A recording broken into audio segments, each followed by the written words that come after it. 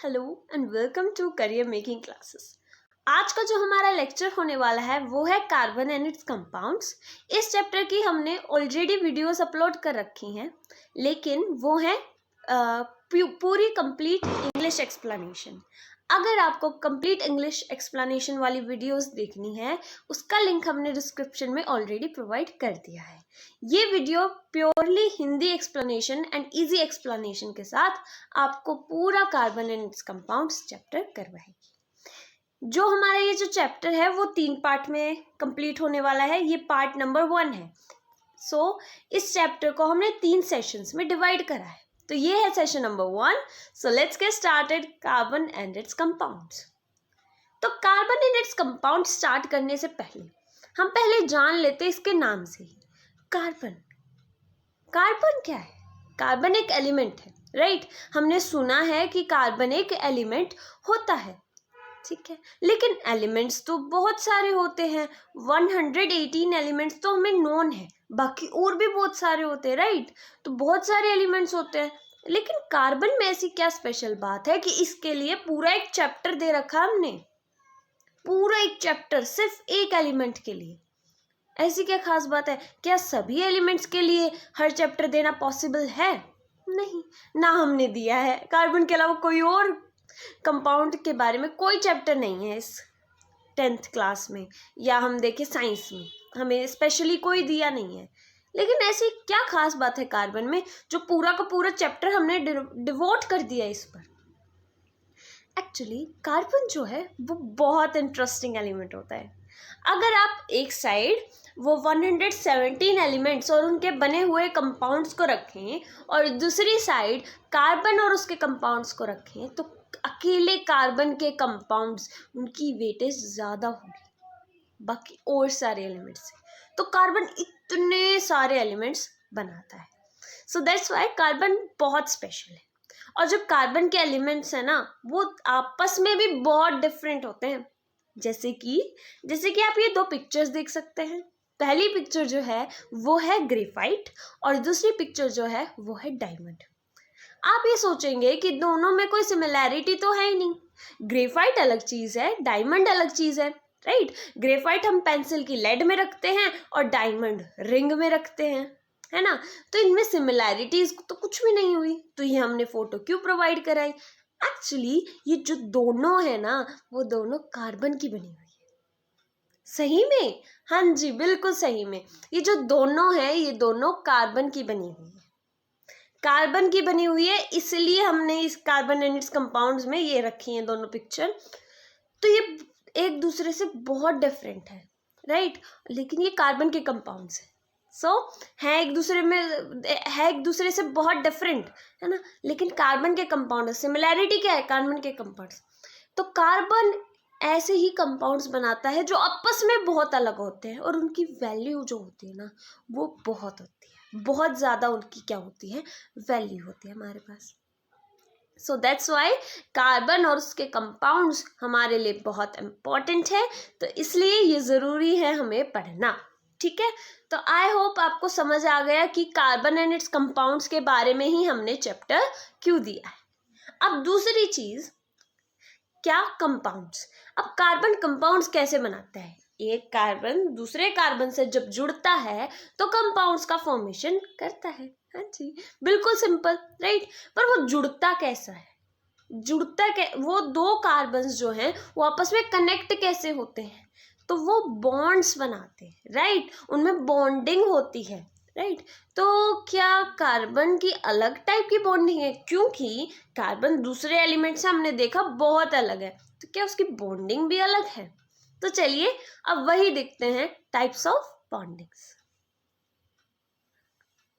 तो types of bonds किस किस तरह के होते हैं वो जान लेते हैं।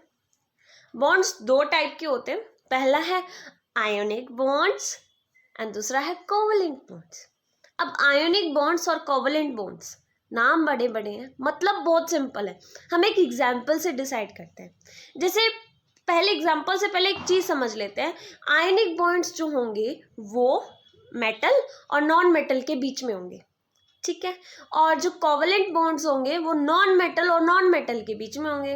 आयनिक बॉन्ड्स में नॉन मेटल भी होगा और मेटल भी होगा, लेकिन कोवलेंट बॉन्ड में सिर्फ नॉन मेटल्स होंगे। क्लियर? इतना क्लियर? जो आयनिक बॉन्ड्स हैं वो ट्रांसफर ऑफ इलेक्ट्रॉन से बॉन्ड्स बनाते हैं, और जो कोवलेंट बॉन्ड्स हैं वो शेयरिंग ऑफ इलेक्ट्रॉन्स। अब इसमें फर्क क्या हुआ, इसमें अलग बात क्या हुई? तो चलिए हम एक एग्जाम्पल लेते हैं। मान लीजिए आप लंच टाइम हुआ है और आपको 2 रोटी की भूख है, राइट? आपका जो फ्रेंड है उसे भी 2 रोटी की भूख है। आपने अपना टिफिन खोला, उसमें 4 रोटियां थी, ठीक है, और आपका जो फ्रेंड है वो टिफिन लाना भूल गया, ठीक है। तो आप क्या करोगे? अपनी जो 2 रोटियां हैं उसको दे दोगे और जो 2 रोटी बाकी बच गई वो आप खा लोगे, दोनों का पेट भर गया, राइट? तो इसमें क्या हुआ, आपने अपनी 2 जो रोटी हैं वो ट्रांसफर कर दी, ठीक है, जिससे दोनों की जो रिक्वायरमेंट है वो फुलफिल हो गई, ठीक है। दोनों की रिक्वायरमेंट क्या हो गई? फुलफिल हो गई, ठीक है। तो ये हुए ट्रांसफर ऑफ इलेक्ट्रॉन्स, ठीक है। अब कोवलेंट बॉन्ड क्या होते हैं? Sharing of electrons. तो इसमें क्या होता है, ठीक है। अब मान लीजिए आप और आपका एक फ्रेंड वहां जाते हैं शॉपिंग पे, ठीक है। आपको वहां पे बहुत सुंदर एक नेकलेस मिलता है, नेकलेस आपको दिखता है गोल्ड का नेकलेस, राइट? बहुत सुंदर होता है, लेकिन ऑब्वियसली दोनों के पास इतने पैसे नहीं होते कि वो नेकलेस वो नेकलेस दोनों बारी बारी खरीद सके, ठीक है। दोनों के पास इतने नहीं होते, लेकिन अगर दोनों के पैसे मिला दिए जाएं तो वो नेकलेस खरीद सकते हैं। तो वो क्या करेंगे? दोनों अपने पैसे मिला के वो एक नेकलेस ले लेंगे और बारी बारी फंक्शंस में पहन लेंगे। तो ये क्या किया उन्होंने? शेयरिंग करी। यानी ऐसा नहीं कि किसी एक का हक नहीं है इस नेकलेस पे, दोनों का बराबर का है, राइट? दोनों ने अपना बराबर का कंट्रीब्यूशन दिया। तो ये क्या बना? कोवलेंट बॉन्ड बना। यहाँ नेकलेस की बजाय इलेक्ट्रॉन्स शेयर होंगे, ठीक है। यानी दोनों के पास इतनी कैपेसिटी तो है नहीं कि भी वो अपने इलेक्ट्रॉन्स दे ही दे, उसको ट्रांसफर ही कर दे, नहीं, लेकिन वो शेयर कर लेते हैं। यानी वो जो इलेक्ट्रॉन है वो दोनों का होगा, कोई भी एक उसके ऊपर अपना ऑनरशिप नहीं कर सकता। पर ट्रांसफर ऑफ इलेक्ट्रॉन्स में क्या हुआ? उसने अपनी जो 2 रोटी है वो दूसरे को दे दी। अब वो हक नहीं मांग सकता मेरी 2 रोटी निकाल। अब उसको भी भूख थी, उसने खा ली, दूसरे को भी भूख थी, दूसरे ने खा ली, दोनों का पेट भर गया, ठीक है। तो ये बात क्लियर हुई, ठीक है। तो ट्रांसफर ऑफ इलेक्ट्रॉन्स समझ में आ गया, राइट? ट्रांसफर ऑफ इलेक्ट्रॉन्स में क्या है? आप दूसरे को चीज दे देते हो और पहले वाले का दूसरी की चीज पे कोई हक नहीं होता, आप दे देते हो उसको, ताकि आपकी भी फुलफिलमेंट हो और उसकी भी फुलफिलमेंट हो, ठीक है। शेयरिंग ऑफ इलेक्ट्रॉन्स क्या होता है? दोनों के बीच में शेयर होता है और किसी एक का हक उस पे नहीं होता, दोनों का बराबर का होता है। तो वो हो गए कोवलेंट बॉन्ड्स, ठीक है। अब क्या है? हाई मेल्टिंग पॉइंट और लो मेल्टिंग पॉइंट। इसको भी एक तरीके से देख लेते हैं। अब जैसे ट्रांसफर ऑफ इलेक्ट्रॉन्स है, जो कि जैसे आपने 2 रोटी दी उसको और 2 रोटी आपने खा ली, आपका भी पेट भर गया, उसका भी पेट, क्या इसमें लड़ाई का कोई चांस है? नहीं है, बिल्कुल भी लड़ाई का कोई चांस नहीं है।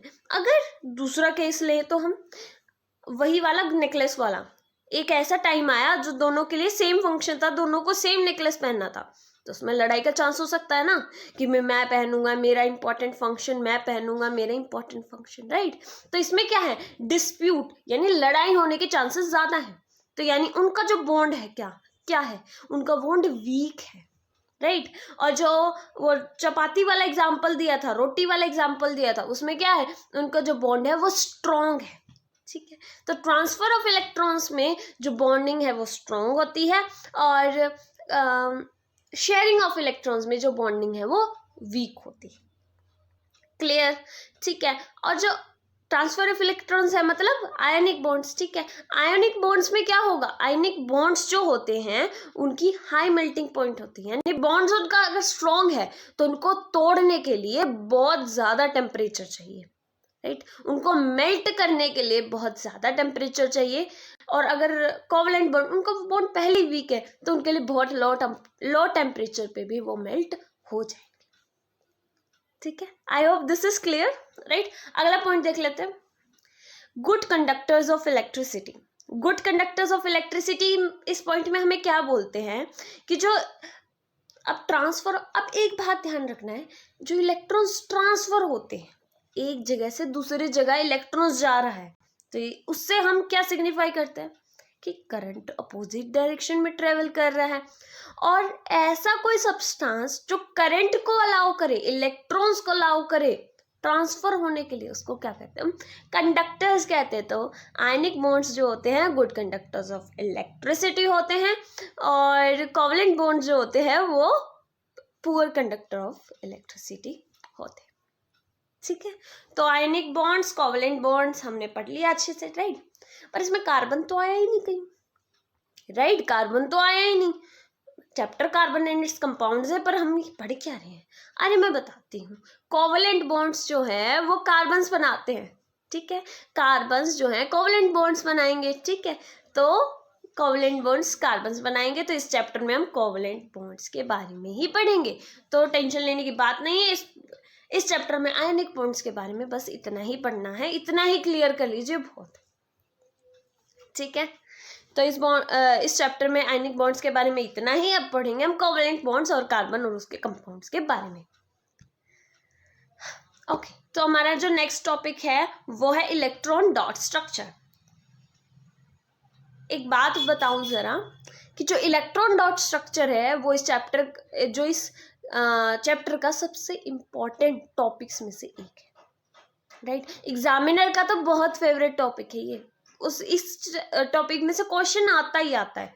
और मैं एक बात और क्लियर कर दूं, ये बहुत आसान भी है, राइट, ये बहुत आसान है। तो कैसे है देखते हैं। द मॉलिक्यूल ऑफ हाइड्रोजन यानी इलेक्ट्रॉन डॉट स्ट्रक्चर, यानी इलेक्ट्रॉन्स के रूप में जो इलेक्ट्रॉन्स जो है वो कैसे शेयरिंग करते हैं, स्पेशली कैसे शेयरिंग करते हैं वो हम डॉट के रूप में डिफाइन करेंगे, ठीक है। ये एक चीज बन गई कि हमने लिखा इलेक्ट्रॉन डॉट स्ट्रक्चर है, लेकिन यहाँ हम क्रॉस से भी सिग्निफाई कर सकते हैं। क्रॉस आए या डॉट आए बात एक ही, क्रॉस यूज हो या डॉट यूज हो एक ही बात है। तो हम हाइड्रोजन का देख लेते हैं। हाइड्रोजन का हम देख क्यों रहे हैं, चैप्टर तो कार्बन है, पर छोटे से शुरुआत करते हैं ना। सबसे छोटा कौन है, हाइड्रोजन, तो उसके बारे में भी जान लेते हैं, राइट, उसके बारे में भी आ सकता है। अब जो हाइड्रोजन है उसके पास, बेचारे के पास तो एक ही इलेक्ट्रॉन है, सही। जो हाइड्रोजन है उसके बेचारे के पास एक ही इलेक्ट्रॉन है, तो वो क्या करेगा, अपना एक इलेक्ट्रॉन दूसरे को दे तो नहीं सकता, ट्रांसफर तो नहीं कर सकता, उसके पास तो फिर कुछ भी नहीं बचेगा, राइट। तो वो क्या करता है, अपने एक इलेक्ट्रॉन शेयर करता है, जिससे दूसरा भी शेयर करता है, तो दोनों के पास दो दो इलेक्ट्रॉन्स हो जाते हैं, दोनों के पास दो दो इलेक्ट्रॉन्स हो जाते हैं, तो दोनों का फायदा, राइट। तो इसलिए शेयरिंग ऑफ इलेक्ट्रॉन्स होता है, और इसलिए कोवलेंट बॉन्ड्स का फॉर्मेशन होता है, ठीक है। उनकी चॉइस नहीं होती कोवलेंट बॉन्ड्स का फॉर्मेशन करना, उनकी मजबूरी होती है, राइट, उनकी मजबूरी होती है कोवलेंट बॉन्ड्स का फॉर्मेशन करना, नहीं तो इलेक्ट्रॉन चले जाएंगे, क्या फायदा, ठीक है। तो हमने देखा हाइड्रोजन के पास क्रॉस मीन्स एक इलेक्ट्रॉन है, दूसरे हाइड्रोजन के पास क्रॉस मीन्स एक इलेक्ट्रॉन है, दोनों ने मिलके क्या कर लिए, शेयर कर लिए, क्रॉस क्रॉस शेयर कर लिए। अब दोनों के पास दो दो इलेक्ट्रॉन्स है, इलेक्ट्रॉन्स उतने ही है, लेकिन क्या शेयरिंग कर ली, तो दोनों के पास सेम इलेक्ट्रॉन्स, मीन्स दो दो इलेक्ट्रॉन्स। और आपको भी पता है इलेक्ट्रॉन के जो शेल है उसके ऑर्बिट में क्या होना चाहिए, हाइड्रोजन का जो शेल है उसके ऑर्बिट में दो इलेक्ट्रॉन्स तो होने ही चाहिए, तो दो इलेक्ट्रॉन हो गए, तो ये इलेक्ट्रॉनिक स्टेबिलिटी मेंटेन कर ली इसने, ठीक है। बॉन्ड्स कोई क्यों बनाता है, क्यों जरूरत पड़ती है, इलेक्ट्रॉनिक स्टेबिलिटी मेंटेन करने के लिए। इलेक्ट्रॉनिक स्टेबिलिटी जब तक मेंटेन नहीं होती, हर एक एलिमेंट बॉन्ड्स का फॉर्मेशन करता रहता है, ठीक है। हाइड्रोजन का समझ में आ गया, क्रॉस का मतलब है इलेक्ट्रॉन्स, हाइड्रोजन का एक इलेक्ट्रॉन, दूसरा हाइड्रोजन का एक इलेक्ट्रॉन, दोनों शेयरिंग करेंगे, जिससे दोनों के पास दो दो इलेक्ट्रॉन्स हो गए। इलेक्ट्रॉन्स का नंबर उतना ही है, लेकिन क्या कर लिया उन्होंने, शेयरिंग कर ली, ठीक है। तो आई होप ये समझ में आ गया। और क्या है single bond formation, single bond का मतलब एक पेयर ऑफ इलेक्ट्रॉन शेयर हुआ, राइट। सिंगल बॉन्ड का मतलब क्या है, एक पेयर ऑफ इलेक्ट्रॉन, ठीक है, एक इलेक्ट्रॉन यहाँ, एक इलेक्ट्रॉन यहाँ, तो एक पेयर ऑफ इलेक्ट्रॉन क्या हुआ, शेयर हुआ। एक पेयर ऑफ इलेक्ट्रॉन यानी जितने पेयर उतनी बॉन्ड फॉर्मेशन, तो एक पेयर हुआ तो सिंगल बॉन्ड फॉर्मेशन। ओके, अब अगला जो हमारा टॉपिक है वो इलेक्ट्रॉन डॉट स्ट्रक्चर ही है। अब हम दूसरा एग्जाम्पल देखेंगे कार्बन का। वेरी गुड, नहीं देखेंगे कार्बन का, हम ऑक्सीजन का देखेंगे।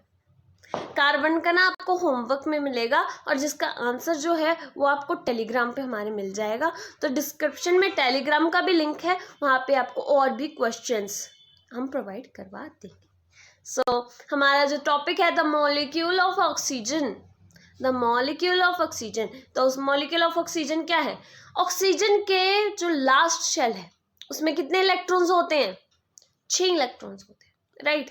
और आपको भी पता है लास्ट शेल ऑफ ऑक्सीजन, उसको अगर हमें स्टेबल करना है तो कितने इलेक्ट्रॉन्स होने चाहिए, 8 इलेक्ट्रॉन्स। तो ऑक्सीजन को कितने के इलेक्ट्रॉन्स की रिक्वायरमेंट है, 8 इलेक्ट्रॉन्स की। अब ऑक्सीजन एक दो तो दे नहीं सकता, वो और भी अनस्टेबल हो जाएगा। तो वो क्या है, अपने दो इलेक्ट्रॉन्स क्या कर लेंगे, शेयर कर लेंगे। दो यानी दो पेयर यानी double bond. 2 means 2 means double, यानी डबल बॉन्ड फॉर्मेशन हो जाएगा ऑक्सीजन। सो सिंपल, बहुत इजी था, कोई कंफ्यूजन नहीं, ऐसे ही होता है। यानी डबल बॉन्ड फॉर्मेशन हो जाएगा किसमें, ऑक्सीजन। ठीक है, तो electron dot structure of oxygen समझ में आ गया सबको। The molecule of oxygen, oxygen में 6 इलेक्ट्रॉन्स होते हैं, तो हमने क्रॉस से सिग्निफाई किया एक इलेक्ट्रॉन को। डॉट आप डॉट से भी कर सकते हो, ठीक है। तो क्रॉस से हमने सिग्निफाई कर दिया, यानी 6 इलेक्ट्रॉन्स है, 2 इलेक्ट्रॉन्स और चाहिए था तो दोनों ने 2 इलेक्ट्रॉन अपने क्या कर लिए, शेयर कर लिए। तो जो जितने पेयर ऑफ इलेक्ट्रॉन्स उन्होंने शेयर करे उनको हम बोलते हैं बॉन्ड फॉर्मेशन। और कितने बॉन्ड बने, 2, यानी 2 पेयर हुए ना, तो डबल बॉन्ड फॉर्मेशन। और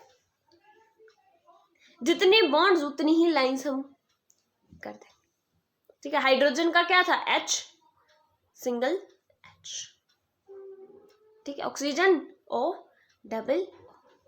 क्या ट्रिपल भी हो जाते हैं, हाँ जी हो जाते हैं, उसका भी एग्जांपल हम देखेंगे। इलेक्ट्रॉन डॉट स्ट्रक्चर किसका, the molecule of nitrogen. Nitrogen का उसमें ट्रिपल होते हैं, कैसे देखते हैं जरा।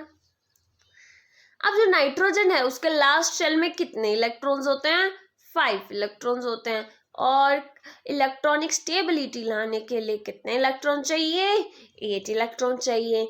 तो उसको और कितने इलेक्ट्रॉन्स की रिक्वायरमेंट है, 3 और इलेक्ट्रॉन्स की रिक्वायरमेंट है। तो वो करेंगे क्या, 3 इलेक्ट्रॉन्स अपने शेयर कर लेंगे। और 3 पेयर शेयर होंगे तो क्या होगा, triple bond formation, right. Triple bond formation of nitrogen, यानी N 1 2 3 N, ठीक है, ट्रिपल बॉन्ड फॉर्मेशन। ठीक है, तो electron dot structure I hope सबको पूरा क्लियर है, क्योंकि बहुत अच्छे से करना है, ये बहुत आसान है, मुश्किल नहीं, मज़ा आता है इसको करने में। तो बहुत इजी है और ये करना है खुद से। अगर आपको अब भी नहीं समझ आया तो प्लीज़ मेरी वीडियो को रिवाइंड करिए एक बार और, तो आपको बिल्कुल क्लियर आएगा। ये एग्जाम में ना इसका क्वेश्चन आता ही आता है, यस आता ही आता है, ठीक है। तो अब अगला जो हमारा टॉपिक है वो है एलोट्रॉप्स ऑफ कार्बन। कितना भारी भरकम शब्द मारा है दीदी, एलोट्रॉप्स ऑफ कार्बन। एलोट्रॉप्स क्या हो गया, कुछ भी नहीं हुआ। एलोट्रॉप्स का मतलब है आइसोटोप, कंपाउंड्स। एलोट्रॉप्स का मतलब क्या होता है, कंपाउंड्स ऑफ कार्बन।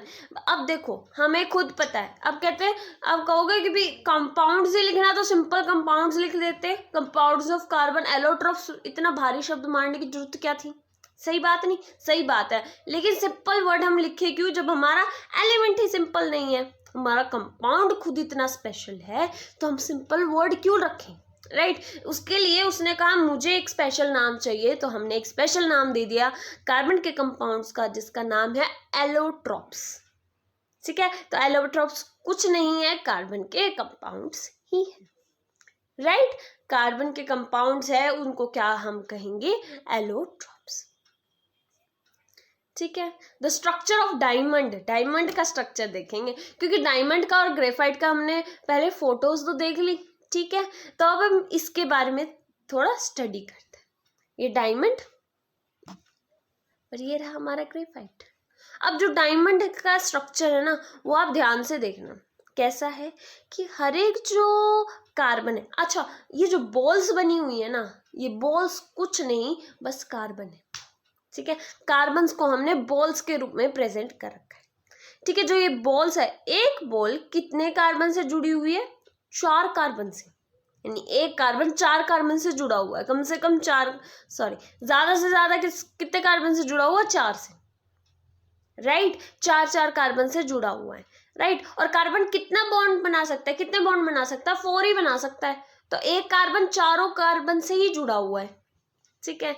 तो यानी कोई, और ये ठीक है 4 कार्बन से जुड़ा हुआ है, तो ये क्या हो गया? Structure of diamond. लेकिन वहीं हम ग्रेफाइट की तरफ चलते हैं, तो ग्रेफाइट का क्या है? एक जो बॉल है यानी एक कार्बन है, वो 3 कार्बन से जुड़ा हुआ है। क्या? 3 कार्बन से जुड़ा हुआ है। अब फोर्थ बॉन्ड कहाँ गया? फोर्थ बॉन्ड यानी एक कार्बन से वो डबल बॉन्ड से जुड़ा हुआ, वो एक कार्बन से डबल बॉन्ड से जुड़ा हुआ, राइट। तो ये जो बॉन्ड फॉर्मेशन है ये ग्रेफाइट का है, ठीक है। ग्रेफाइट के बॉन्ड में एक और हमें स्पेशल बात लग रही है कि ये कुछ अलग से शेप्स ही बना रहा है। देखी शेप्स लग रही है। एक बार देखते हैं। एक ही जो ऐसे ऐसे शेप बना रहा है, इसमें कितने कार्बन है? 1 2 3 4 5 6 साइड्स होती है, उसको क्या बोलते हैं? हेक्सागन बोलते हैं ना, मैथ्स में सीखा हमने हेक्सागन। तो ये तो हेक्सागन बना रहा है। तो यस, ग्रेफाइट के जो कार्बन्स हैं वो हेक्सागोनल शेप्स बनाते हैं। तो कार्बन्स के कंपाउंड्स इसलिए नहीं हम बोलते, एलोट्रॉप्स इसलिए बोलते हैं क्योंकि वो तो बहुत अच्छे अच्छे पैटर्न्स में होते हैं, सिंपल कंपाउंड्स नहीं है, उनके अलग अलग पैटर्न्स होते हैं, ठीक है। तो एक कार्बन जो है एक क्या बना रहा है? हेक्सागन, मतलब हेक्सागोनल रिंग्स है, हेक्सागन की रिंग्स हैं। किसकी? कार्बन की। किसके अंदर? ग्रेफाइट के अंदर। ग्रेफाइट के अंदर हेक्सागन की रिंग्स प्रेजेंट। तो क्लियर हुआ ये टॉपिक भी, राइट। एलोट्रॉप्स ऑफ कार्बन, ठीक है, और एलोट्रॉप्स ऑफ कार्बन, और पहला है हमारा डायमंड और दूसरा हमारा ग्रेफाइट। डायमंड को हम हार्डेस्ट सब्सटेंस भी बोलते हैं, सबसे हार्ड सब्सटेंस होता है। आयरन हार्ड हम मानते हैं ना, आयरन को भी काटने के लिए हम डायमंड यूज कर सकते हैं। हार्ड डायमंड इतना हार्ड होता है, यस। और जो ग्रेफाइट है, वही ग्रेफाइट क्या है? स्मूथ है और स्लिपरी है। अब कुछ मशीन्स ऐसी होती हैं, अब जैसे कुछ मशीन को अच्छी तरह काम करने के लिए, ताकि फ्रिक्शन काम ना करे उस पर ज़्यादा, तो हम क्या ग्रीस डालते हैं, राइट। ग्रीस डालते हैं ना। तो अब जो ग्रीस डालते हैं, अब लिक्विड ग्रीस डालेंगे तो मशीन भी खराब हो सकती है, सही बात नहीं। ऑयल लिक्विड ग्रीस डालेंगे तो मशीन में, तो ये सॉलिड ग्रीस का काम करते हैं, इतनी स्मूथ एंड स्लिपरी होती हैं, तो ये मशीनों के बीच में डाल देते हैं जिससे मशीन स्मूथली काम करती है। आप पेंसिल की लेडी देख सकते हो कितनी स्मूथ होती है ना, शार्प करते हैं तो कितनी स्मूथ सी होती है। तो डायमंड तो वही बहुत हार्ड सब्सटेंस है, वहीं ग्रेफाइट क्या है? बहुत स्मूथ और स्लिपरी, और दोनों क्या है? Allotropes of carbon. तो हमने 2 इंपॉर्टेंट एलोट्रॉप्स ऑफ कार्बन के बारे में स्टडी कर ली। क्या बस इतना ही? नहीं, एक और स्पेशल एलोट्रॉप ऑफ कार्बन है जो कि सीरियसली स्पेशल है, क्योंकि हमने कभी जिंदगी में उसके बारे में नहीं सुना, ठीक है। ऐसा क्या है भाई? देख लेते जरा।